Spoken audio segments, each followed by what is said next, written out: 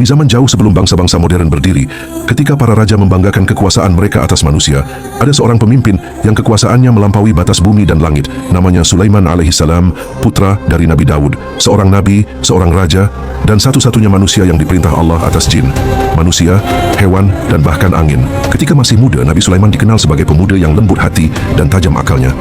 Ayahnya Nabi Daud melihat kecerdasan luar biasa padanya. Bahkan dalam Al-Quran, Allah menyebut, "Dan kami anugerahkan kepada Daud, Sulaiman, dia adalah hamba yang sebaik-baiknya. Sungguh dia amat taat kepada Allah." Quran Surat Sad ayat 30. Ketika Allah mengangkatnya menjadi raja setelah wafatnya Nabi Daud, Nabi Sulaiman berdoa dengan kerendahan hati, "Ya Tuhanku, ampunilah aku dan anugerahkan kepadaku kerajaan yang tidak akan dimiliki oleh seorang pun setelahku." Quran Surat Sad ayat 35. Doa itu dikabulkan dan sejak saat itu seluruh alam tunduk atas izin Allah. Tentara berbaris raungan kuda dan burung-burung di langit. Nabi Sulaiman menguasai angin. Ia memerintahnya untuk berhembus lembut di pagi hari dan membawa pasukan kerajaan di sore hari ke negeri-negeri jauh. Allah berfirman, "Dan kami tundukkan bagi Sulaiman angin yang berhembus dengan perintahnya ke negeri yang kami berkahi." Quran Surat Saba ayat 12. Ia juga memerintah kaum jin untuk membangun istana, menyelam di dasar laut mengambil mutiara, dan membuat patung serta peralatan besar untuk keperluan kerajaannya. Dan kami tundukkan pula kepada Sulaiman segolongan jin yang bekerja di hadapannya dengan izin Tuhannya. Quran Surat Saba ayat 12 dan 13. Namun kekuasaan itu tidak membuatnya sombong. Nabi Sulaiman tetap tunduk kepada Allah. Allah memberinya karunia luar biasa, memahami bahasa hewan dan serangga. Suatu hari, ketika pasukannya melewati lembah semut, ia mendengar seekor semut berkata kepada kaumnya, "Hai semut-semut, masuklah ke sarangmu, agar kamu tidak diinjak oleh Sulaiman dan tentaranya." Sedangkan mereka tidak menyadari. Quran Surat An-Naml ayat 18. Nabi Sulaiman tersenyum lalu berdoa lembut, "Ya Tuhanku, jadikanlah aku hamba yang selalu bersyukur atas nikmat yang Engkau anugerahkan kepadaku dan kepada orang tuaku."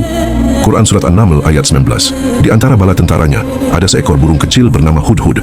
Suatu ketika burung ini menghilang, namun ketika kembali, ia membawa berita besar tentang sebuah kerajaan makmur di selatan Arab, diperintah oleh seorang wanita bernama Bilqis, ratu dari negeri Saba. Hudhud berkata, "Aku menemukan seorang wanita yang memerintah mereka. Dia diberi segala sesuatu dan memiliki singgasana yang megah, tetapi mereka menyembah matahari, bukan Allah." Quran Surat An-Naml ayat 23 dan 24. Nabi Sulaiman tidak marah. Ia menulis surat penuh kebijaksanaan. "Dengan nama Allah yang Maha Pengasih lagi Maha Penyayang, janganlah kamu berlaku sombong kepadaku dan datanglah kepadaku dengan berserah diri." Quran Surat An-Naml ayat 30 dan 31. Bilqis membaca surat itu. Ia terkejut oleh keagungan dan ketegasan sang Nabi. Namun sebelum ia tiba, Nabi Sulaiman memerintahkan pasukannya, "Siapa yang dapat membawa singgasana Ratu Saba kepadaku sebelum ia datang?" Salah satu jin berkata, "Aku dapat membawanya sebelum engkau berdiri dari tempat dudukmu." Tapi seorang hamba yang diberi ilmu oleh Allah berkata, "Aku dapat membawanya dalam sekelip mata." Quran Surat An-Naml ayat 39 dan 40. Dan dalam sekejap, singgasana itu sudah di hadapan Nabi Sulaiman. Ketika Bilqis tiba, ia menyadari keagungan dan kebijaksanaan Nabi Sulaiman. Ia akhirnya berkata dengan penuh haru, "Ya Tuhanku, sesungguhnya aku telah berbuat zalim terhadap diriku sendiri, dan aku berserah diri bersama Sulaiman kepada Allah, Tuhan semesta alam."